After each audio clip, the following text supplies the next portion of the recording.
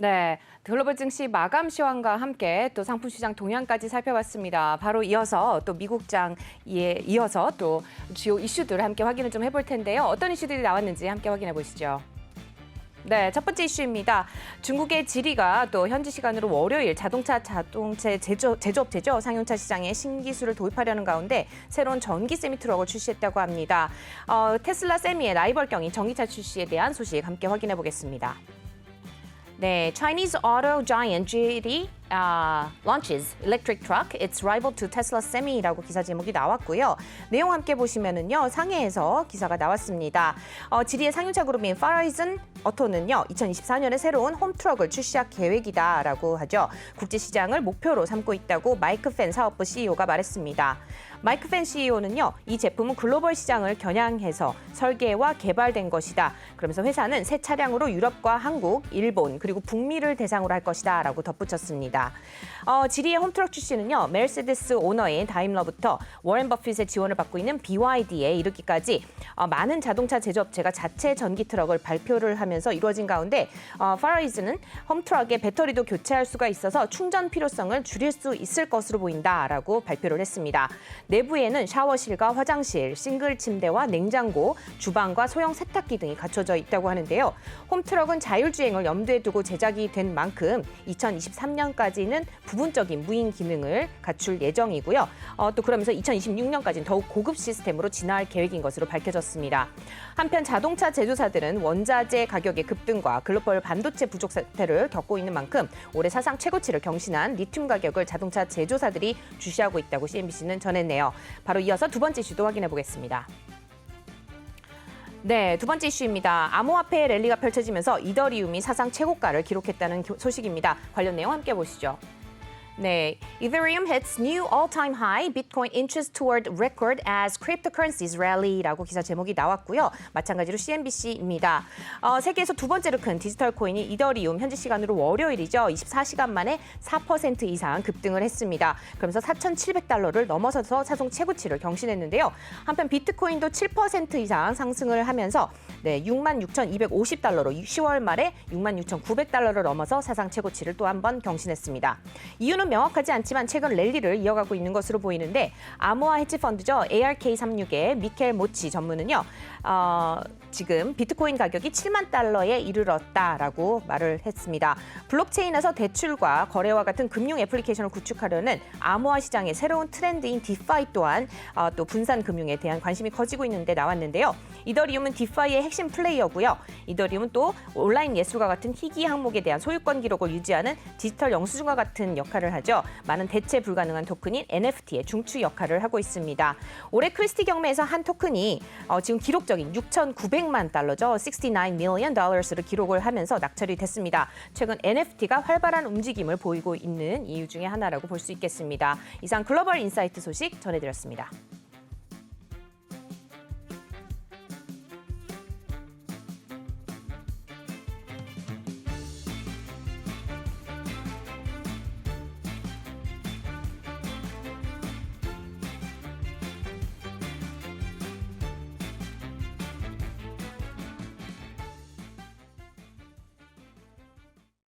네, 오프닝 벨과 함께하고 계십니다. 바로 이어서 전문가분 모시고 또 뉴욕 증시 분석과 함께 국내 증시 향방에 대해서 들어보도록 하겠습니다.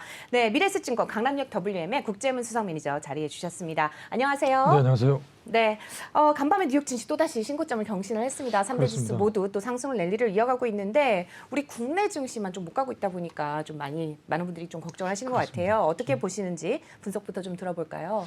그렇습니다. 지금 미국 주가의 어떤 상승의 가장 중요한 요건 중에 하나죠. 인프라 법안이 1.2조 달러 이제 하원의원을 통과해서 대통령 서명을 남겨두고 있습니다. 나스닥이 11일째 연일 상승 랠리를 펼치고 있는데 유동성이 여기에 또 부어졌기 때문에 주가에 대한 최근의 어떤 경기 지표도 좋아지고 있고 여기에 인프라 법안도 통과됐고 주가는 계속 상승할 수밖에 없는 미국 주식의 어떤 요건을 만들고 있고요. 관련주인 어떤 기계라든가 철강, 인프라 관련주가 상승세를 보였다. 상당히 좀 특징적입니다. 무엇보다 중요한 점들은 최근에 중국의 영란은행이죠. 영란은행 쪽에서는 대부분 금리 인상을 예상했었는데 전문가 예상과 다르게 금리를 동결했다는 점, 그리고 노르웨이 중앙은행도 금리를 동결했다. 상당히 시사하는 바가 큽니다. 왜냐하면 결과적으로 중국의 영란은행 같은 경우도 인플레이션에 대한 위험보다는 시장의 어떤 경기적인 지표, 시장의 경기적인 지표를 충분히 고려하면서 금리 인상을 하겠다. 이런 스탠스를 보여줬기 때문에 중요한 점들은 이제 한쪽 어떤 인플레이션 우려 때문에 빨리 금리를 인상해야 된다는 내용보다는 오히려 경제적인 펀더멘탈을 충분히 고려하겠다. 이런 점들은 어떤 미국의 FMC와 똑같은 내용들이거든요. 그래서 어떤 그 선진국에서도 계속해서 어떤 경기에 대한 경기에 대한 멘탈을 충분히 고려하면서 금리 인상 스탠스를 결정하겠다. 이런 점들은 한편으로 보게 되면 시장에 대해서 상당히 좀 우호적인 스탠스가 나오겠다. 자, 이런 점들은 또한 어떤 선진국들의 주가 어떤 상승 랠리를 주목해 보셔야 될 것 같고요. 미국에 대해서 결과적으로 최근에 어떤 경기 지표도 상당히 좋은 상황에서 이제 인프라 투자 법안까지 나왔다. 이런 점들이 연일 미국의 신고가 행진을 펼치는 그런 모습들. 그래서 다우 쪽에 편입되어 있는 인프라 관련주들이 상승세를 보였고요. 그리고 나스닥 주가도 상승세를 보였다. 자, 이런 점들은 상당히 우리 시장에 대해서는 상당히 아쉬운 대목이지만 그래서 미국 주가의 어떤 상승에 대한 어떤 시그널이 어떤 우리 시장에서도 좀 이어졌으면 좋겠다. 그런 바람을 가져보면서 어떤 미국 시장을 한번 정리해드렸습니다. 어떻습니까? 강남역에 계시면은 아마 그 돈 많은 분들 서학개미 소위 미국에 투자하시는 분들 많을 텐데 그렇습니다. 지금 이렇게 마냥 올라가는 시장에서 어떻게 자문을 해주시나요? 지금 말씀을 상당히 좀 잘하셨는데요. 모든 투자가들에 대한 고민인 것 같습니다. 그렇기 때문에 뭐 우리나라 주가는 3,000선에서 박스권을 거듭하고 있고 미국 주가는 계속 랠리를 펼치고 있고 그래서 일부 투자가분들 경우는 제가 연초에도 상당히 부담스럽더라도 미국의 주식을 약간 좀 일부분 편입시켜 드렸는데 역시 마이크로소프트라든가 이런 주식들이 뭐 몇 달 만에 50% 수익이 나다 보니까 과연 지금이라도 한국 주식을 팔아서 미국으로 가야 될 건가? 어때요? 저는 좀 가야 된다고 봅니다. 아, 그래요? 그렇습니다. 그러니까 지금의 주식에 대한 시그널을 보게 되면 글쎄요, 꼭 역사가 꼭 반복됐다는 그런 보장은 없지만 결과적으로 시장에 대한 키를 놓고 보게 되면 이제는 뭐 선진국 중심으로 갈 수밖에 없는 그런 구조가 또 나온 것 같습니다. 그래서 물론 우리나라 주가가 많이 빠졌기 때문에 역시 좀 우리나라 주가에서도 뭐 무시할 수밖에 그런 없는 국면인데 그래도 만약에 내가 지금 포트폴리오에 미국 주가가 하나도 없다면 최소한 뭐 절반 정도는 담아놓고 가야 되지 않나 보여지고요. 오, 그렇습니다. 제가 주식을 오랫동안 이제 뭐 20년 넘게 주식을 운영하다 보니까 항상 주식을 그렇게 운영해왔던 것 같아요. 일단 절반은 미국 주식을 사서 롱텀으로 가져가고요.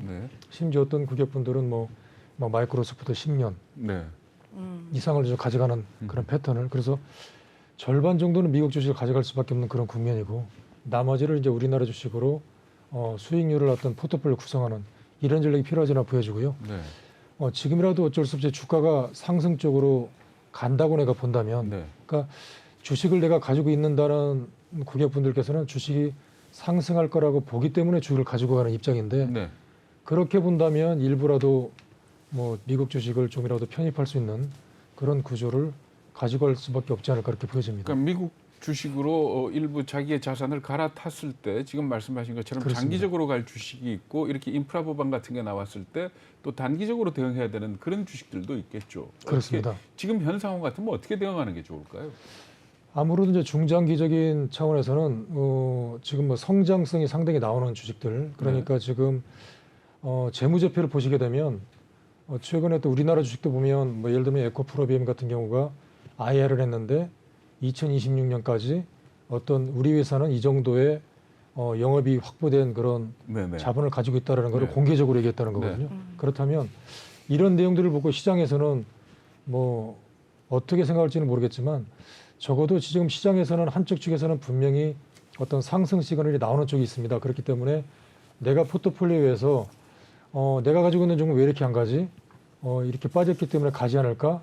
뭐 그런 막연한 어떤 기대보다는 지금 당장 어떤 그 나이 외에 세계적으로 가장 큰 예를 들면 뭐 지금 세계적으로 가장 큰 축이 뭐 노르웨이 국부펀드라고 하더라고요. 이런 국부펀드가 과연 이 시점에서 세계 시장에 어떤 자산을 담을까?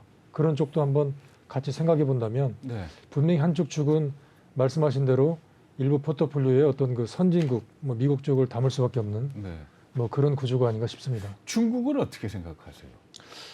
글쎄요. 중국 쪽은 지금 뭐 이 부분을 가지고 투자자들이 뭐 작년부터 중국이 빠졌으니까 뭐 사야 되는 거 아닙니까? 그렇죠, 많죠. 근데 사놓고 나서 몇 달째 왜 이렇게 안 가나요? 네. 얘기 많이 그렇죠. 하는데요.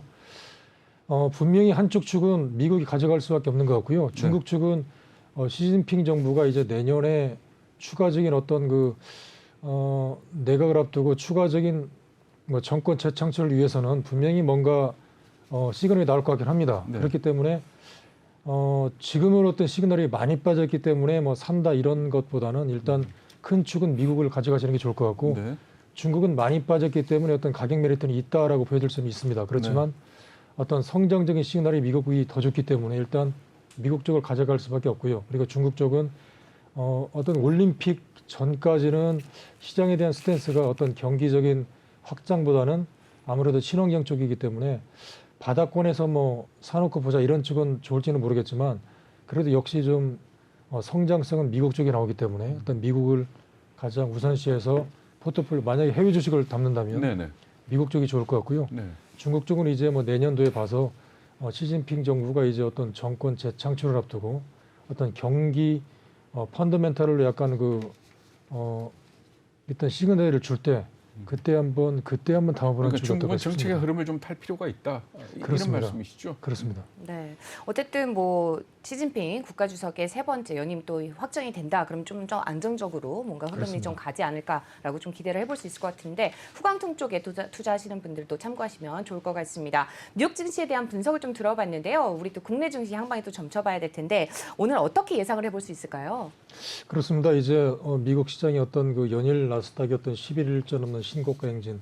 아무래도 우리 시장에서도 이런 뭐 상승 패턴은 조심스럽게 나올 수 있지 않을까 보여지고요. 미국 시장에서 이제 인프라 투자 관련해서 뭐 시멘트라든가 그다음에 철근 이런 건설 이런 쪽들이 상승세를 보였기 때문에 우리 시장에서도 이제 뭐 본격적인 재개발 그리고 이런 정책 스탠스가 현 뭐 대통령 후보 쪽에서 나오고 있는 입장에서 이런 쪽에 대해서 시멘트라든가 그리고 페인트 이런 업종들도 뭐 우리 시장에서도 상승 가능성이 있어 보이지 않을까 싶고요. 특히 조금 전에도 말씀드렸던 그렇게 많이 상승을 보였는데도 역시 2차 전지 관련주가 뭐 상승세 이어가고 있다는 점들을 놓고 볼 때 지금 시장에서는 분명히 한쪽 쪽에서는 뭐 싸다는 쪽을 볼 수도 있겠다고 이제 말씀드리고 싶지만 적어도 시장에서는 지금 미래에 대한 성장성이 확실하게 나오고 있는 쪽에 계속해서 시장은 상당히 뭐 이쪽에 대해서 배팅을 하고 있기 때문에 이쪽을 보셔야 되고요. 또 최근에 이제 뭐 먹는 뭐 코로나 치료제라 그러죠. 화이자 쪽에서 뭐 89%를 사망률을 낮춘다. 이런 코로나 치료제가 나왔다 그렇습니다. 그렇기 때문에 더욱더 위드 코로나가 빠르질 수밖에 없다. 이런 관련해서 뭐 전일에서도 모처럼 많은 이런 관련주들, 이 뭐 여행주라든가 항공주 그리고 이제 뭐 패션 업종들 이런 관련주들이 상승세를 보였기 때문에 물론 미국 쪽에서는 미리 상승을 보였다가 매물이 쏟아졌는데 우리 시장이 전일 뭐 이런 쪽이 상승을 보였기 때문에 이제 이런 쪽에서도 한쪽 쪽에서는 어떤 저가 매수가 높여질 수 있는지를 보셔야 될 것 같습니다. 네. 요소 때문에 난리 아닙니까? 아, 그렇습니다. 그 요소 관련해서 우리 시장에서 지금 주목받거나 주가가 움직이는 주식들이 어떤 것들이 있습니까? 지금 뭐 롯데정밀화학 같은 경우가 이제 이런 요소수를 가장 많이 생산한 쪽입니다. 네. 그래서 지금 요소수가 상당히 품귀 현상, 이제 바닥을 보인다. 그래서 뭐 호주에서 수입을 앞두고 있다. 뭐 이런 여러 가지 내용들이 나오고 있는데 상당히 좀 심각한 것 같습니다. 그래서 일본은 어떤 뭐 훈훈한 뉴스에서도 어떤 뭐 소방서 앞에다가 뭐 요소를 갖다가 요소수를 갖다 둔다 그러죠. 그렇습니다. 그래서 만약 이런 식으로 가게 된다면 화물차가 멈춰서야 되고 뭐 버스도 멈춰야 되고 상당히 심각한 어떤 대란을 일으킬 수밖에 없기 때문에 이런 요소수는 상당히 좀 심화될 것 같고요. 더구나 이제 여기에서는 이제 뭐 요소 비료까지 상당히 심각하다.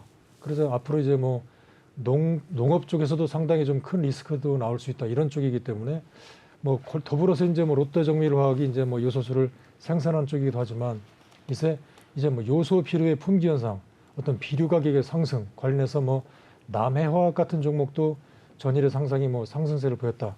이런 점들이 상당히 특징인 점입니다. 그래서 롯데정밀과학이라든가 어떤 KG케미칼 이런 쪽들은 요소수 생산 쪽으로 상승세를 보였고요.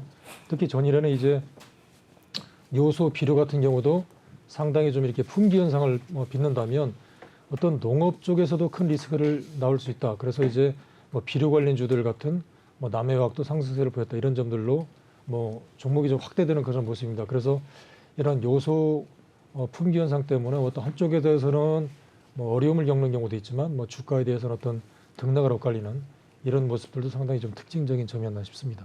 네, 뭐 지금 주요 또 테마주들도 함께 좀 살펴봤습니다. 요소수 사건 요즘에 너무 이제 문제죠. 뭐 디젤 차량에 관련해서 요소수 때문에 요소수 관련주가 굉장히 큰 폭으로 상승하는 흐름 좀 보여줬는데 이런 문제가 좀 해결이 된다고 하면은 아무래도 좀 다시 급락하는 흐름을 보여줄 수도 있는 만큼 좀 조심스럽게 접근을 해봐야 될 것 같습니다. 좀 안정적으로 갈 수 있는 거 지금 사실 이제 리오프닝주 중에 특히나 항공주들 미국 같은 경우도 항공주가 굉장히 큰 폭으로 상승을 했는데 우리도 좀 오늘장에서 좀 상승을 해갈 수 있지 않을까. 이제 본격적으로 좀 시작된 게 아닌가라고 생각을 하는데 어떻게 보세요? 그렇습니다. 지금 내용상으로 봐서는 뭐 이제 뭐 온라인 플랫폼 위메프인가요? 거기에 따르면은 뭐 최근에 해외 항공권이 이제 해외 출국하겠다는 항공권이 뭐 전일 대비해서 뭐 700%가 넘었다. 자, 이런 내용들만 보게 되면 주가가 좀 상승법한데 이 리오프닝 관련주가 꼭 이렇게 상승을 보이다가 뭐 이틀 올라갔다가 최근에 보면 일주일 떨어지고 이틀 올라갔다 일주일 떨어지고 이런 패턴인데 분명히 이제 물론 단기적인 측면에 봐서는 뭐 실적 가이던스가 좋지 않기 때문에 흐름이 상승이 뭐 지속되지 못하는 모습을 보이고는 있습니다. 그렇기 때문에 이제 전일 모처럼만에 일주일 떨어졌다가 뭐 모처럼 상승을 보였는데 이제 뭐 이미 구조조정을 마친 어떤 하나투어라든가 그리고 조금 전에 말씀하신 어떤 항공주 이런 패턴이 리오프닝 관련주이기 때문에 어떤 항공권 급증 그래서 추가적인 어떤 상승 시그널로 이어질 가능성도 있기 때문에 이런 점들도 또 하나의 어떤 대안으로 뭐 보시는 것도 좋지 않을까 그렇게 싶습니다. 네, 뭐 지금 항공주들 그리고 이미 이제 저가 매수에 들어가신 분들은 이미 수익을 보고 계실 텐데 여행 관련해서 뭐 하나 투어, 모두 투어, 뭐 노랑풍선은 이제 아무래도 여행 쪽이잖아요. 다 어떻게 보시는지 앞으로도 향후에 상승 여력 더 남아 있다고 보시나요?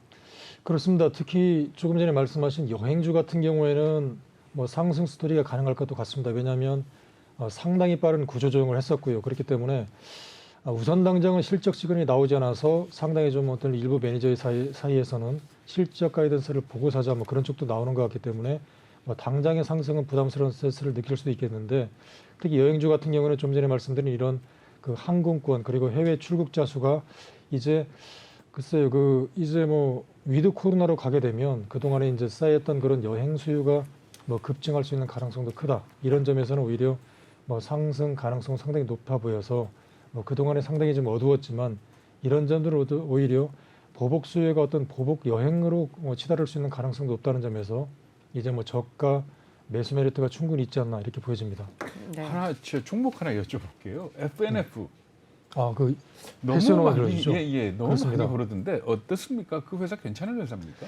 지금 말씀하신 부분이 이 주식이 그 MLB라는 브랜드 가치가 그렇죠. 상당히 높게 평가되는 것 같더라고요. 네네. 그래서 이 주식에 대해서는 이제 지금 많이 올랐기 때문에 뭐 네. 지금이라도 사야 되냐 그런 얘기가 많이 나오는데 네.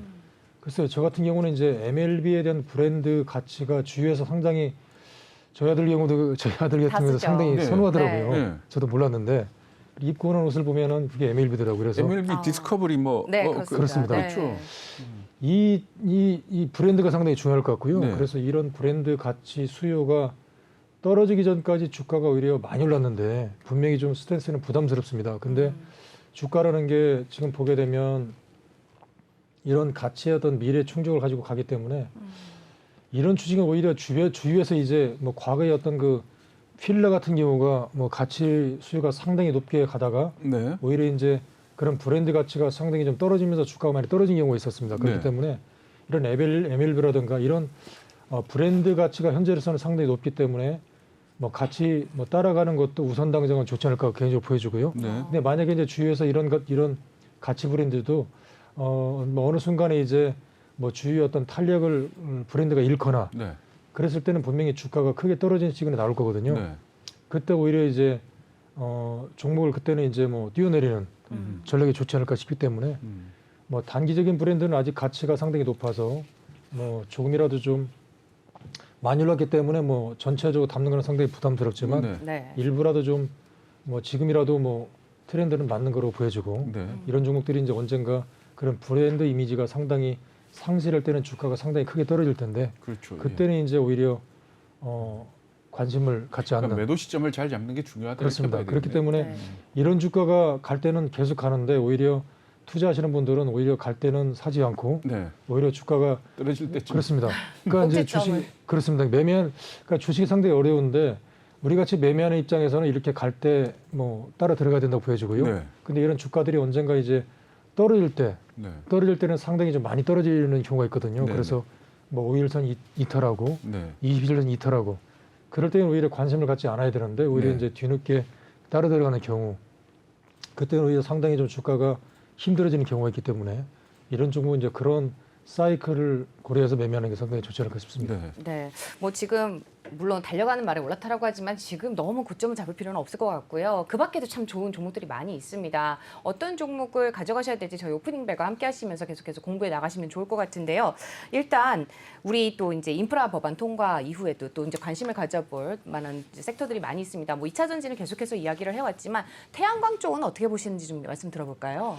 그렇습니다. 아무래도 지금 뭐 미국에서도 지금 태양광 확대가 계속 나오고 있고요. 그리고 뭐 태양광 설치 수요도 증가하고 있고 그렇기 때문에 글쎄요 지금 한쪽 사이드에서는 지금 뭐 예상치 않았던 뭐 바람이 불지 않아서 풍력도 힘들지 않나 그렇게 얘기하고 있는데 결과적으로 이 부분은 우리가 갈 수밖에 없는 국면이기 때문에 결과적으로 태양광 수요 미국에서도 어떤 설치 패널을 들고 있고 그렇기 때문에 뭐 관심 가질 필요도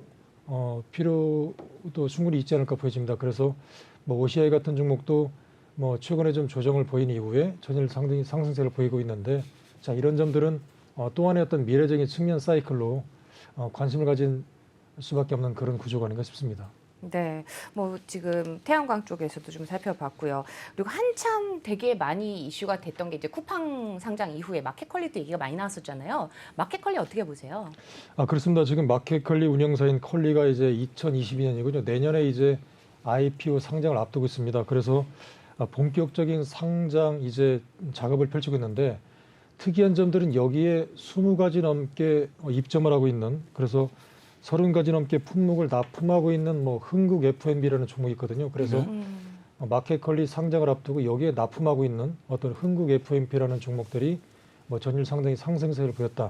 그래서 또 하나의 어떤 특징주로 떠오르고 있고요. 그렇기 때문에 한쪽에서는 이런 IPO 상장을 앞두고 여기에 이제 납품하고 있는 업체들이 상승세를 보였다. 이런 점들은 어떤 주식에 어떤 연관돼 있는 어떤 특징적인 종목을 요추해 볼 수 있는 그런 시그널이 아닌가 싶습니다. 네, 저 하나만 더 여쭤보겠습니다. 저희 주변에 보면은 아무래도 이제 테마주 이런 것들 관심 많이 가지시거든요. 이제 급등하는 종목들에 좀 올려타고자 단기적으로 수익을 내시고자 하는 분들이 굉장히 많습니다. 좀 더 공격적으로 좀 투자를 하고 싶어 하시는데 대부분 그러다 보면은 이제 정치인 테마주 뭐 이런 거 많이 찾으시더라고요.